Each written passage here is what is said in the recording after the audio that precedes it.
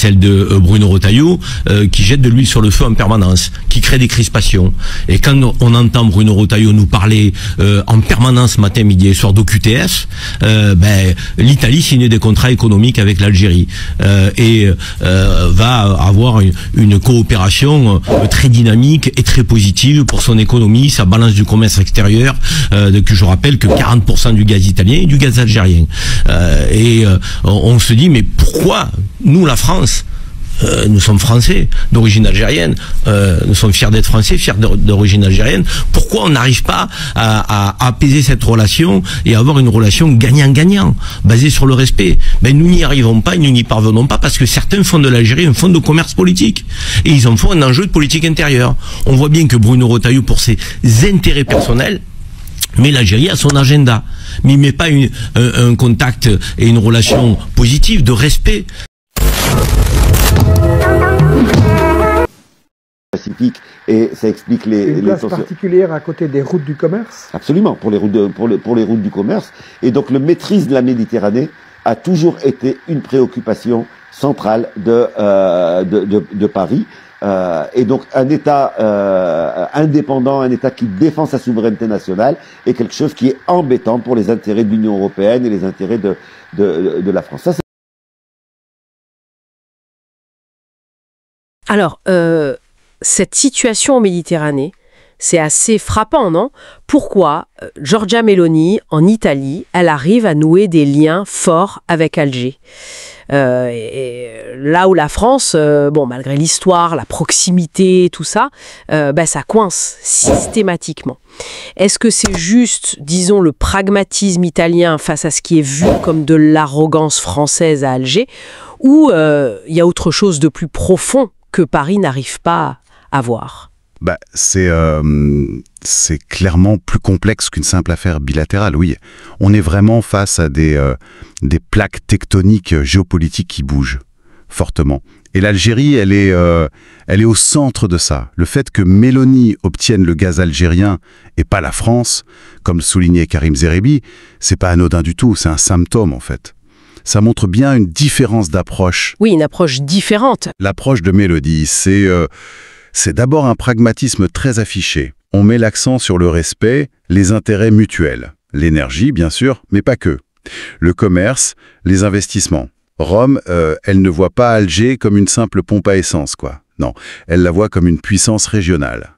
Un pivot, un carrefour entre l'Europe, l'Afrique et même l'Asie avec les routes de la soie chinoise. Pour l'Italie, Alger, c'est un partenaire stratégique, pas un subalterne. Ah, c'est intéressant ça. Partenaire stratégique contre pompe à essence. Ça éclaire sans doute comment l'approche française est perçue à Alger, justement, quand on entend certaines voix en France, comme Bruno Retailleau, par exemple, qui sont vues là-bas comme très dures, presque post-coloniaux. Ça crispe, forcément. Ces frictions sans arrêt sur la mémoire, les visas, ce rapport jugé vertical par Alger, est-ce que c'est juste des erreurs de com à répétition de Paris ou c'est plus structurel, une incapacité à traiter Alger d'égal à égal? Ah, c'est la question clé. Au-delà des discours, des symboles, il faut surtout voir le poids géostratégique réel de l'Algérie, aujourd'hui. C'est un acteur majeur en Méditerranée. Point. Il peut influencer les flux migratoires, l'énergie, la sécurité. C'est aussi une porte d'entrée essentielle vers le Sahel, l'Afrique de l'Ouest. Et puis, il y a son rôle dans l'initiative chinoise Belt and Road, avec ce projet énorme du port en eau profonde de Cherchell. Cherchell, oui. Et ce port, attention, c'est pas juste un port de plus. C'est pensé comme le terminus nord de la route transsaharienne. Cet axe routier qui doit relier Alger à Lagos, au Nigeria. L'idée, c'est de créer un corridor économique direct. Méditerranée, cœur de l'Afrique de l'Ouest. Ça pourrait potentiellement tout changer, redessiner les cartes commerciales, contourner les routes maritimes classiques. Et c'est aussi dans cette logique d'autonomie stratégique qu'il faut comprendre le nom très ferme d'Alger à l'Union pour la Méditerranée. C'était vu comme une tentative d'intégration, mais sous conditions jugées inacceptables, notamment sur la question israélo-palestinienne. Oui, je vois. Ce corridor Alger-Lagos, ça change complètement la perspective. Et tout ça, ça nous ramène toujours à cette idée centrale. La souveraineté. L'Algérie, ce serait un des derniers bastions qui refuse l'alignement, la subordination. Ce refus viscéral d'être comment dire, une sorte de département d'outre-mer africain, pour utiliser une image forte. Ce serait pas ça sa force principale aujourd'hui. Et on voit que d'autres en Europe, l'Italie, l'Allemagne aussi, ils semblent l'avoir compris, eux. Ils cherchent des partenariats plus équilibrés. Exactement. C'est ça. Cette diversification des partenaires, c'est la clé de leur stratégie. Rome, Berlin, mais aussi Pékin, Moscou. C'est un signal très clair, une volonté de ne pas dépendre d'un seul acteur, de jouer sa propre carte dans ce monde qui devient multipolaire. Alger cherche à maximiser ses options, son levier de négociation. Et c'est un peu paradoxal, mais chaque tentative d'ingérence ou chaque maladresse perçue de Paris, eh bien ça ne fait que renforcer cette position, cette détermination à rester indépendant stratégiquement. Donc, si on résume... Pour résumer, l'Italie gagne en influence là où la France en perd. C'est pas une question de puissance brute, la France en a. C'est plutôt une question d'approche, de lucidité stratégique face aux nouvelles réalités, aux aspirations algériennes. Et la perte pour Paris, elle n'est pas juste gazière. Elle risque d'être bien plus stratégique en Méditerranée et dans son rapport à l'Afrique. D'accord. Donc, et cette différence d'approche, elle change la façon dont on voit le rôle de l'Algérie. Ce n'est pas juste un fournisseur d'énergie. Ah non, loin de là. Les sources insistent, l'Algérie est un nœud géostratégique majeur, un vrai carrefour entre Europe, Afrique et même Asie, notamment via son intégration dans l'initiative chinoise Belt and Road. Ah oui, la route de la soie. Voilà. Le grand projet, c'est le port en eau profonde de Cherchell. C'est pensé comme une énorme porte d'entrée pour les flux Asie-Afrique. Et ce port sera relié à la transsaharienne Alger-Lagos. C'est un axe qui pourrait vraiment redessiner les échanges. Ça éclaire peut-être certaines tentatives européennes passées. Je pense à l'Union pour la Méditerranée, un projet qui a échoué en partie à cause du refus d'Alger. Oui, les analyses rappellent ça. Il y avait la perception d'une intégration masquée d'Israël, c'est vrai. Mais pas seulement. Infantilisante, vue d'Alger. Ça montre bien que l'Europe sait l'importance de l'Algérie pour la Méditerranée, pour son influence. Et ça nous ramène à un point essentiel des analyses. La souveraineté algérienne. Sa force. Absolument.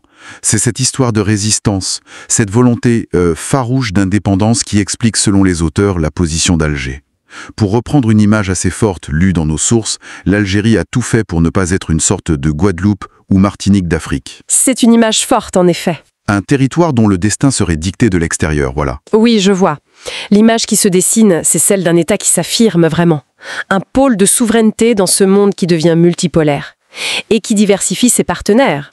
L'Italie, l'Allemagne, la Chine, la Russie. Est-ce que cette approche italienne, plus pragmatique, plus respectueuse peut-être, va permettre à Rome de devenir le partenaire européen clé en Méditerranée? C'est la question, oui. Est-ce que ça pourrait changer les équilibres régionaux, peut-être au détriment de l'influence française plus traditionnelle? Cette lucidité stratégique italienne, en tout cas, elle semble porter ses fruits si on regarde les tendances. Pour résumer très vite, d'un côté, l'Italie écoute, s'adapte et gagne du terrain. Diplomatiquement, économiquement, oui. Et de l'autre, la France avec une relation historique plus complexe qui semble parfois être un frein dans ce nouveau jeu. Oui, la dynamique qu'on voit dans les sources, c'est assez clair. Dans le contexte actuel, une approche basée sur, disons, la reconnaissance mutuelle, le respect de la souveraineté, ça semble plus important, plus efficace. L'Algérie n'est plus juste un enjeu, c'est un acteur qui choisit. Et on termine avec une réflexion pour nos auditeurs. Si cette tendance se confirme, quelle est la vraie perte pour la France au-delà des contrats? Est-ce son poids stratégique en Méditerranée, sa porte d'entrée vers l'Afrique? Et surtout, qu'est-ce que cette trajectoire algérienne nous dit sur les rapports de force de demain, dans ce monde en pleine reconfiguration? Il y a cette phrase inspirée de Fanon, je crois, dans nos lectures. Il n'est pas de plus grande richesse qu'un peuple libre sur une terre convoitée. Les points clés à retenir. 1. Le pragmatisme et le respect mutuel, ça ouvre des portes. 2. L'Algérie s'affirme comme un acteur géostratégique majeur, bien au-delà du gaz. 3. Cette défense acharnée de la souveraineté, c'est devenu un levier très puissant. Et pour finir, peut-être une pensée inspirée de Fanon. Il n'est pas de plus grande richesse qu'un peuple libre sur une terre convoitée. Peut-être que la vraie force dans ce jeu compliqué, c'est justement ça, rester maître chez soi. Voilà de quoi réfléchir.